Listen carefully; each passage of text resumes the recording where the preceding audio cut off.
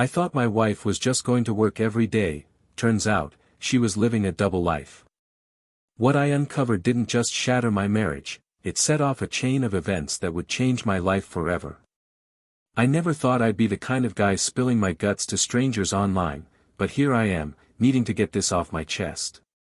My story isn't some over-the-top Hollywood drama or the plot of a cheesy soap opera. It's real life, my life. And if you've ever had your heart shattered, you'll know exactly where I'm coming from.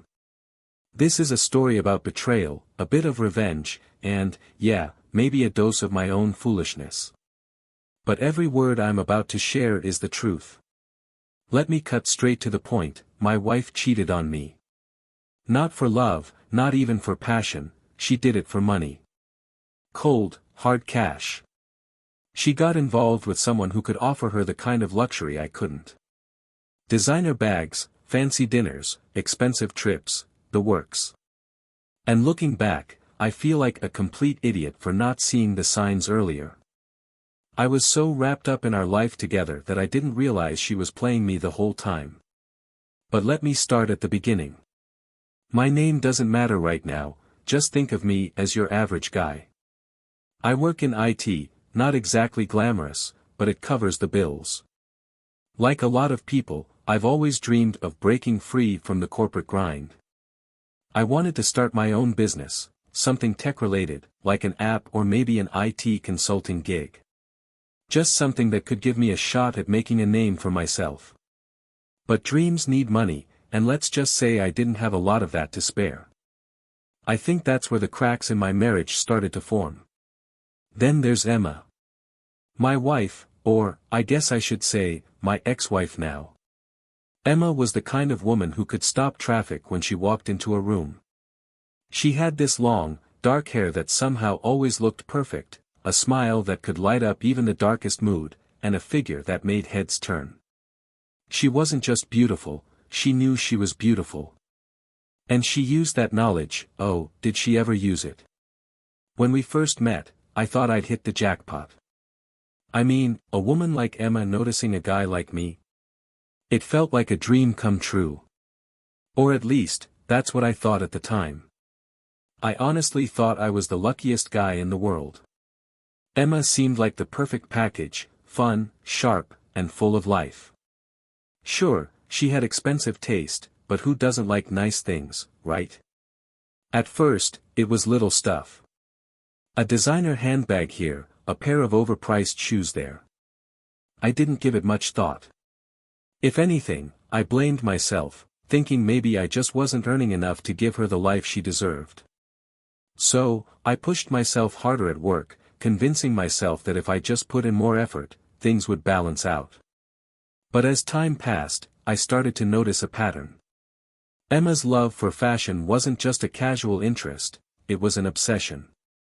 She wasn't just following trends, she was consumed by this need for high-end luxury brands.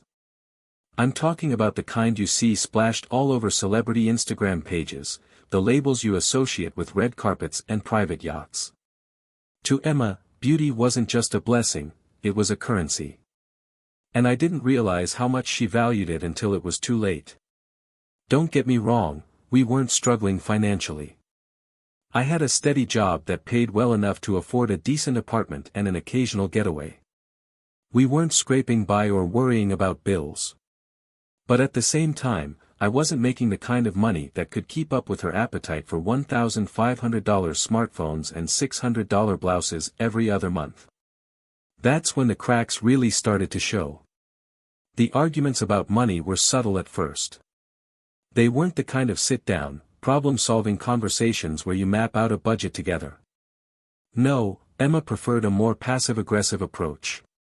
She'd drop comments like, "It would be nice to take a real vacation for once, somewhere exotic, you know."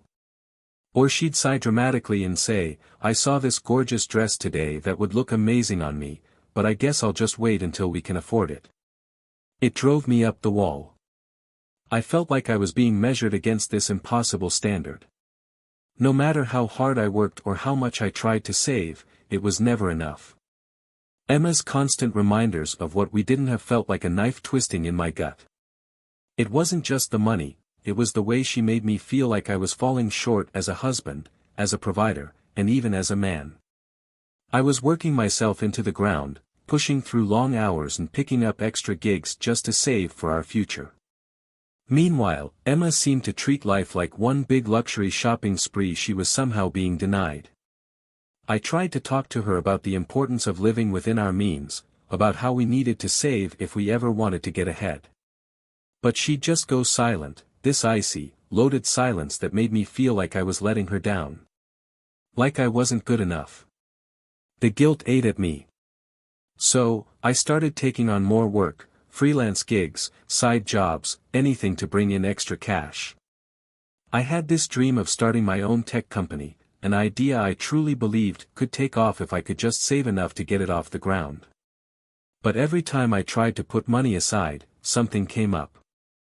And by something, I mean Emma wanting the latest phone, a new pair of shoes, or some other luxury item we didn't need. It felt like her appetite for things was insatiable, like no amount of money would ever be enough to fill that void. The first real red flag came during a quiet dinner at home. Nothing fancy, just pasta and wine at our little kitchen table. Her phone was sitting on the table next to her plate, and I reached across to grab the bread or something, I can't even remember what.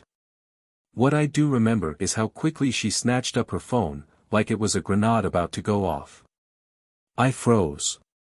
The reaction was so out of character, so strange, that I couldn't help but ask, half joking, "What's that about?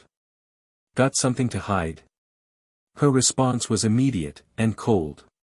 She shot me a look I'd never seen before, her eyes hard and guarded. "No," she said, her voice flat and defensive. "Everyone's allowed to have their own space. You don't need to touch my stuff." Her words hit me like a punch in the gut. We'd always been open with each other, or at least, I thought we had. The idea that she might be hiding something. It didn't sit right with me at all. I brushed it off in the moment, telling myself I was reading too much into it. But that night, as I lay in bed replaying the scene in my mind, a seed of doubt took root. Something had shifted between us, and I couldn't ignore it. That night at the dinner table, something clicked, or maybe I should say, unclicked. I realized things had shifted between us, though I couldn't quite put my finger on what was wrong.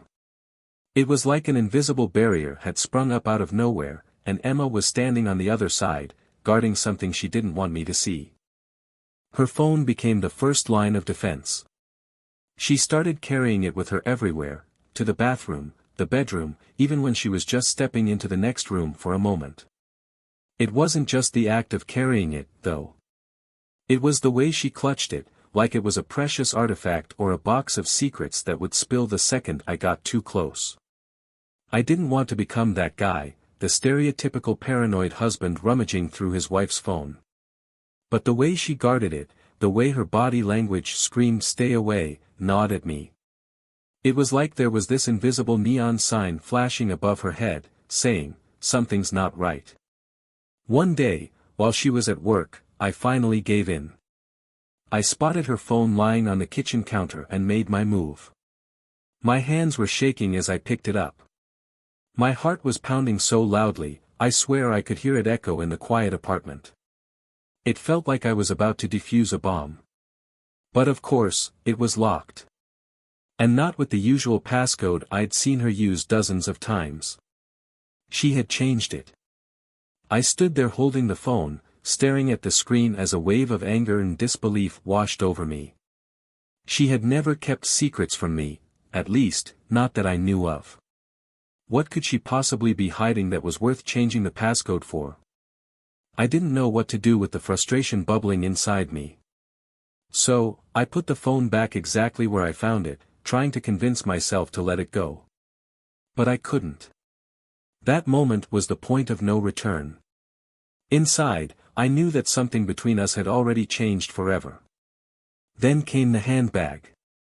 They say the devil's in the details, and in this case, the devil was hiding in plain sight, in the form of a designer purse. Emma had been parading this new bag around for weeks, casually mentioning how she'd scored a really good fake online. It looked so real, she'd say with a proud little smile, showing it off like it was a trophy. At first, I didn't think much of it. But one day, sitting alone in the apartment, I couldn't stop staring at that bag. It felt like it was mocking me, sitting there on the counter like some kind of taunt. Curiosity got the better of me. I grabbed the bag, sat down with my laptop, and started Googling. Within minutes, I felt my stomach drop.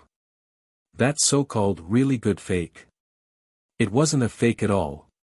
It was the real deal, a designer handbag that retailed for $3,000. $3,000. I couldn't believe it. Where had she even gotten the money for something like that? And why would she lie about it? That was the moment when everything I'd been trying to ignore came crashing down on me. I couldn't pretend anymore. Emma was hiding something big, and I was done looking the other way. I sat there on the couch, the handbag in one hand and my phone in the other, meticulously combing through every detail of the brand. I was looking up serial numbers, stitching patterns, logos, everything. The more I researched, the clearer it became, this bag wasn't some knockoff. It was authentic. A genuine $3,000 designer handbag. And that's when everything started clicking into place, the phone, the clothes, the shoes. None of it had ever added up. Emma wasn't buying cheap imitations, and she definitely wasn't paying for this stuff with her own paycheck. Someone else was footing the bill. I could feel the anger rising in my chest as the realization sank in. That night, I confronted her. I held the handbag up like it was Exhibit A in a courtroom and asked, "Is this bag real?" Emma didn't flinch. "No, of course not," she said smoothly, her tone dismissive. "It's just a really good copy. You can't even tell the difference, can you?" She smiled, as if that answer would be enough to pacify me. But it wasn't. Not this time. I knew the truth now. She was lying to my face, and as much as it hurt, I felt even more foolish for all the times I'd believed her before. I wanted to explode, to demand answers right then and there. But something held me back. I wasn't ready, not yet. I needed more than just suspicion. I needed cold, hard proof. Because deep down, I already knew, this wasn't just about a handbag. It was something much bigger. And as much as I dreaded what I might find, I couldn't ignore the truth anymore. This was just the beginning, and the rabbit hole I was about to dive into would take me to places I couldn't have imagined. After the handbag incident, I knew I couldn't let things slide anymore. I couldn't keep pretending everything was fine while Emma, the woman I thought I knew inside and out, was out there lying to my face. But I wasn't about to confront her without knowing all the facts. If I was going to accuse her of something, I had to be certain. I needed to catch her in the act. So, I started paying attention, really paying attention. Every text, every late-night outing, every vague excuse about where she'd been or what she'd been doing. The puzzle pieces were there, I just had to put them together. And when I finally found the proof I was looking for, let's just say things got a whole lot worse before they got any better. I had a rare day off, but Emma didn't know that. She was up early, as usual, dressed in one of her flawless outfits, her makeup meticulously done. Everything about her screamed perfect, like she was heading to work to conquer the day, or so she said. That's when the idea struck me, why not follow her? If she was lying to me, I'd catch her in the act. And if I was wrong? Well, I'd have to swallow my doubts and move on. Something deep in my gut, though, told me I wasn't wrong. She kissed me goodbye, just like any other morning, grabbed her bag, and walked out the door. I gave it a few minutes, just long enough to avoid suspicion, before I grabbed my keys and slipped out after her. I stayed far enough behind to keep her from noticing me, but my heart was pounding like I was in some kind of spy movie. My palms were sweating, my mind racing with a million possibilities. What if she wasn't going to work? What if she was meeting someone else? What if? I followed her down the street for a few blocks, trying to stay calm, but then it happened. She didn't head toward her job. In fact, she went in the complete opposite direction. My breath caught in my throat as I watched her flag down a taxi. She climbed in, and before I could catch the license plate or follow closely enough, the car sped off, leaving me standing there, helpless, as the taillights disappeared into the distance. I felt like the ground had been ripped out from under me. My worst fears were solidifying into something real, and I hadn't even scratched the surface of the truth yet. But if Emma thought I'd give up that easily, she didn't know me as well as I thought I knew her. I wasn't done. Since I had no idea where she'd gone, I decided to head to her workplace. If she was supposed to be there, I'd find out soon enough. Maybe someone had seen her, or maybe no one had seen her at all. My stomach churned as I made my way to the building. When I got there, I spotted one of her coworkers near the entrance. I recognized the woman immediately. I'd seen her a few times at office parties or on the rare occasion when I picked Emma up from work. She recognized me too, offering a polite smile. Trying to play it cool, I asked casually, "Hey, is Emma around? Maybe she's on break or something." Her response hit me like a freight train.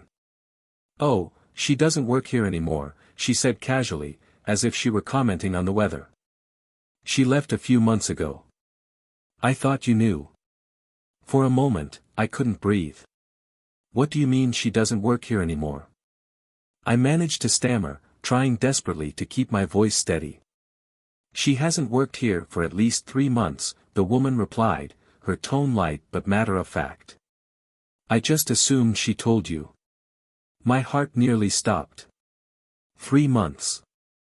For 3 whole months, Emma had been leaving the house every morning, acting like she was heading to work, like everything was completely normal. And for 3 months, she hadn't even had a job. I forced a tight-lipped smile, thanked her, and quickly left the building, my mind spinning in 1,000 directions. The realization hit me like a punch to the gut. This wasn't just about money anymore. This was about trust. Emma had been lying to me every single day, and I hadn't had the slightest clue. By the time I got to the car, the anger bubbling inside me was white-hot. I gripped the steering wheel, trying to steady myself, but all I could think about was going home, waiting for Emma, and confronting her head-on. I wanted answers, and I wanted them now. But as the rage coursed through me, I realized I needed to vent. I dialed my best friend, Matt, and spilled everything, my words tumbling out faster than I could keep up with. "I'm done with this," I said, gripping the steering wheel so tightly my knuckles turned white. "I'm going to confront her tonight. She has no idea what's coming." Matt, ever the voice of reason, immediately tried to calm me down. "Dude, don't do anything rash," he said firmly. "You realize your marriage is hanging by a thread, right? If you go in guns blazing, you might never find out the whole truth." I gritted my teeth, unwilling to admit he had a point. But deep down, I knew he was right. What if there was more to this than I realized? What if the lies ran even deeper? If I rushed into this blindly, I could lose my chance to get the answers I so desperately needed. I took a deep breath, my grip on the wheel loosening ever so slightly. "Fine," I muttered. "But this isn't over. Not by a long shot." I had blown up once, and it nearly cost me the chance to find out the full story. Who was Emma seeing? Why was she lying? The questions gnawed at me, and I wasn't ready to walk away without answers. "I need your help," I told Matt. "I've got to figure out what's going on." Matt, always having my back, agreed. We came up with a plan. The next day, I'd pretend to head to work like usual, but instead, Matt and I would follow Emma. His car was perfect for the job, tinted windows, a smooth ride, and inconspicuous enough that no one would think twice. Morning came, and I went through the motions. I got up, dressed for work, and kissed Emma goodbye as if nothing was wrong. I walked out the door, taking a deep breath to steady my nerves, then slipped around the corner where Matt was waiting. I hopped into his car, and we waited for Emma to leave. When she did, she flagged down another taxi. This time, we were ready. We tailed her, keeping a safe distance, my heart pounding the entire time. Where was she going? Who was she meeting? My mind raced with possibilities, each one worse than the last. The taxi didn't head to a cheap motel or some friend's apartment. Nope. It drove straight to one of the wealthiest neighborhoods in the city, the kind of place with gated communities, sprawling mansions, and perfectly manicured lawns. These weren't just homes, they were palaces. People here didn't just own luxury cars, they owned collections of them. Emma got out of the taxi and glanced around, her movements cautious, like she was making sure no one had followed her. My stomach churned as I watched her approach one of those extravagant houses. But the kicker? She didn't knock. She didn't ring the doorbell. Instead, she pulled out a key and unlocked the door like she belonged there. Matt and I sat parked on the street, stunned into silence. My mind raced as I tried to make sense of what I was seeing. The house was massive, with a sweeping driveway that screamed old money. What was Emma doing here? How did she have a key to this place? As I stared at the mansion, a knot of anger and dread tightened in my chest. Matt broke the silence, already pulling out his phone. "We need to find out who lives here," he said, his voice low and determined. Within seconds, he was Googling everything he could about the address, the neighborhood, and anything that could explain what we'd just seen. I couldn't look away from the house. Emma had walked inside, disappearing behind those grand doors, leaving me sitting there with more questions than I'd ever imagined. It didn't take long for us to piece things together. The man walking arm in arm with my wife. Turns out, he was a big-time real estate mogul. His name was everywhere, articles, interviews, charity galas. You name it, he was in it.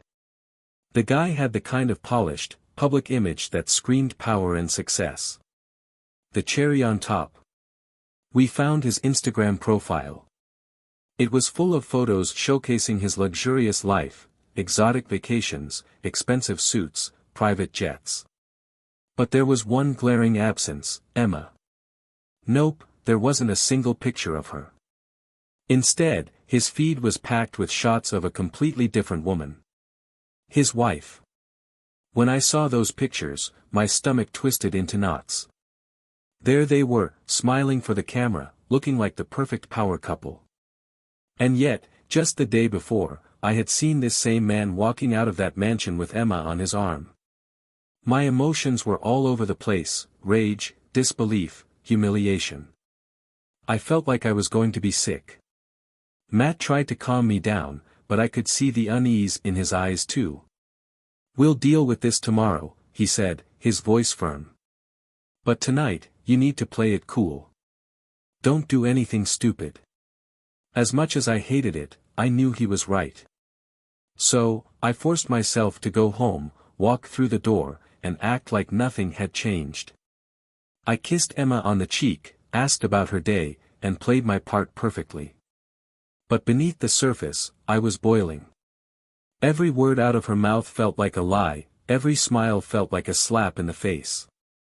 The image of her walking out of that house with another man kept replaying in my mind like a broken record. That night, I hardly slept. My mind was working overtime, piecing together everything I'd seen and trying to figure out what to do next. I knew I couldn't just confront her and demand answers. If I wanted the truth, I'd have to be smart about this.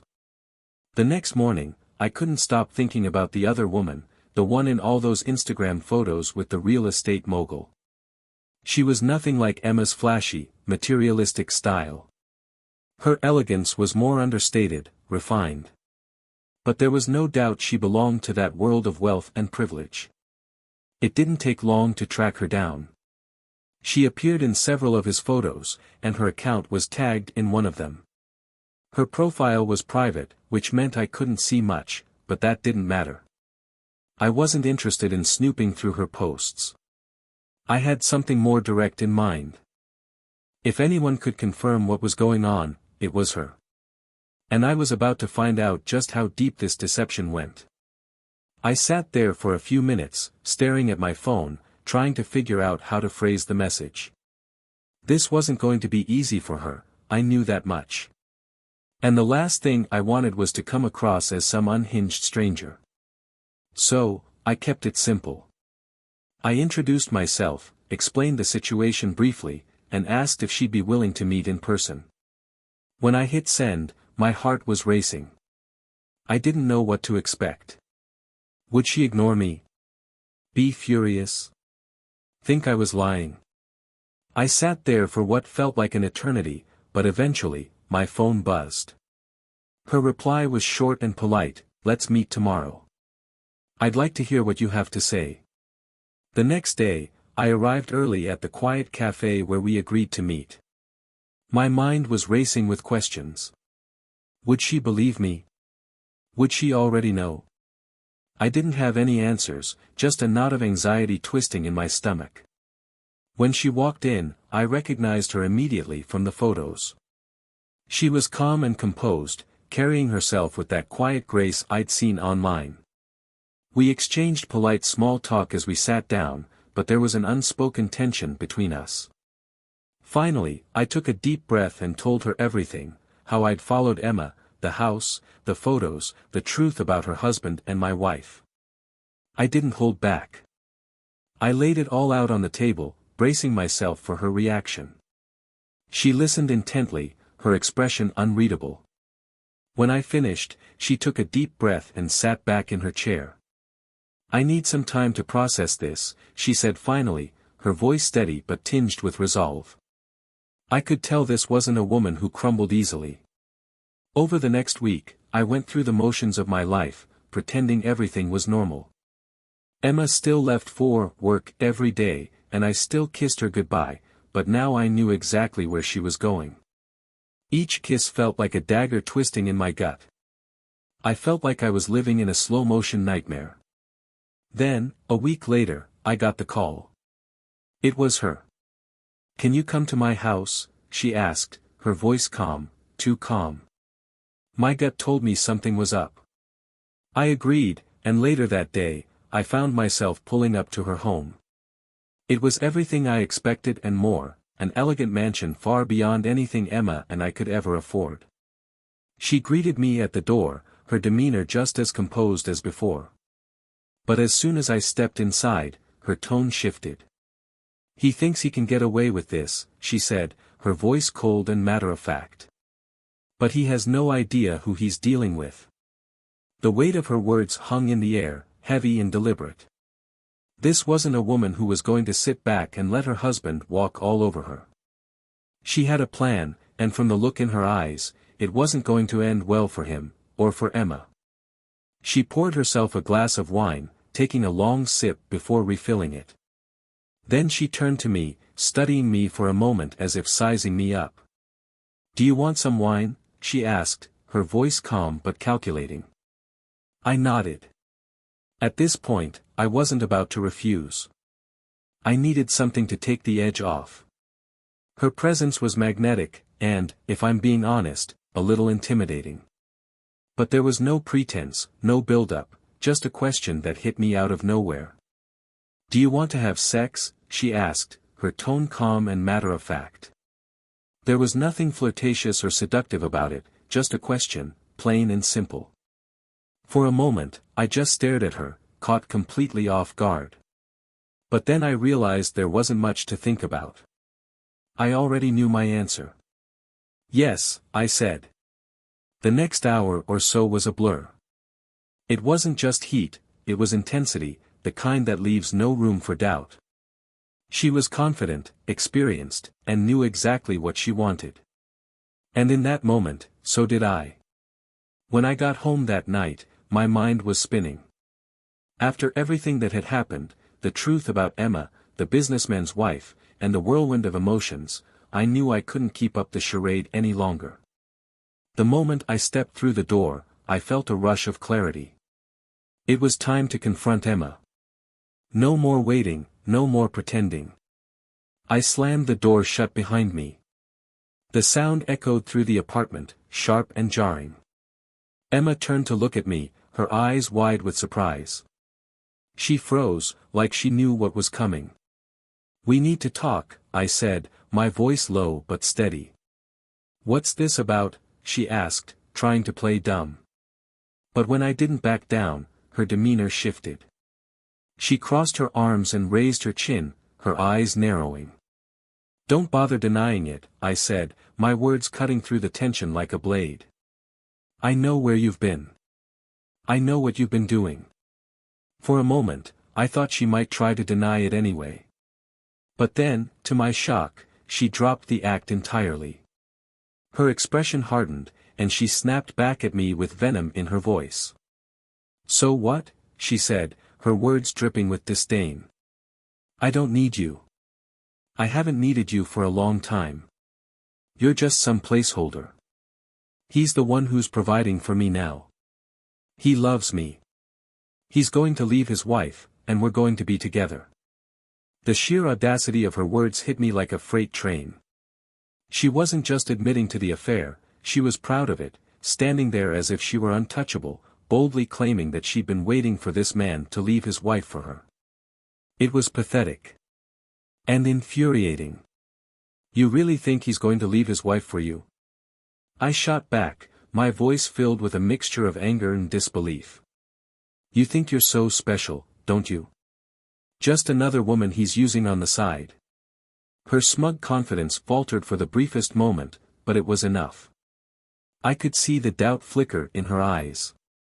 She didn't want to believe it, but deep down, she knew I was right. I laughed bitterly at her audacity.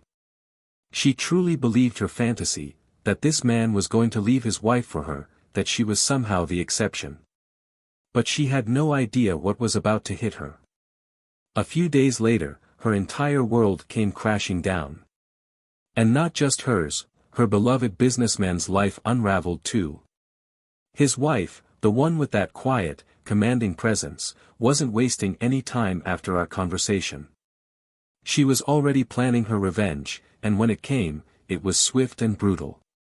With the help of her father, a man with more influence than I could have imagined, she dismantled her husband's business piece by piece, leaving him without a shred of his former power. I only caught fragments of the story through the grapevine, but I didn't bother digging into the details. All I knew was that Emma's carefully constructed dream had gone up in flames. When the dust settled, I received an unexpected call from her, the businessman's now ex-wife. She wanted to meet again. This time, her demeanor was as sharp as ever, but there was a new edge to her voice. When we sat down, she looked me straight in the eye and asked, "What do you want in exchange for everything you told me?" At first, I told her I didn't want anything. It was enough just to see the truth come to light and justice served. But then, I hesitated. I thought about my dead-end job, about the idea I'd been sitting on for years, and decided to take a chance. "Well," I said, "there is one thing. I have a startup idea. It's rough, but I think it has real potential." She listened intently as I explained my vision. When I finished, she shook her head, not dismissively, but decisively. "No," she said flatly. "Not like this. Come back tomorrow with a proper business plan. Show me you're serious." I didn't expect her to take me seriously at all, but her words lit a fire in me. The next day, I returned with everything laid out, and to my surprise, she agreed. She gave me the capital to get started, far more than I'd ever hoped for. Suddenly, my dream wasn't just an idea anymore, it was a reality. Now, here I am, riding this wave and putting together a team to bring my startup to life. I can't share too many details just yet, but I know it's going to be big. I can feel it. Funny how things work out, isn't it? What began as the darkest chapter of my life has turned into something that could change everything for me. To the Reddit community, thank you. Writing this has been cathartic, and sharing my story helped me reflect on how far I've come. The woman who invested in me, the businessman's ex-wife, kept her word. She gave me the chance I desperately needed. And now, I'm taking it. What started as heartbreak is transforming into hope. Life has a strange way of surprising you when you least expect it. I pulled together a team of people who believed in the vision, just like I did. Those early days weren't easy, far from it. The first few months were brutal, filled with late nights, endless meetings, and countless tweaks to perfect the product. There were moments when I doubted if we'd ever make it, but all that effort paid off. Now, the business is thriving. We've built a steady stream of clients, and our reputation is growing faster than I ever imagined. It's surreal, really. Just a year ago, I felt like I had nothing left, and now I've created something that's not only successful but has meaning. But, as life tends to do, just when things were starting to feel settled, Emma decided to make her way back into the picture. I didn't think I'd ever hear from her again, not after the way things ended between us.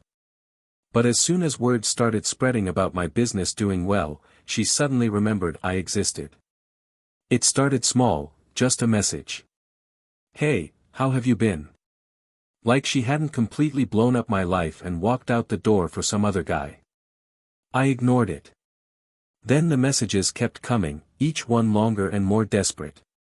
She started hinting at how much she missed me, how she'd made a mistake, and how she didn't realize what she had until it was gone.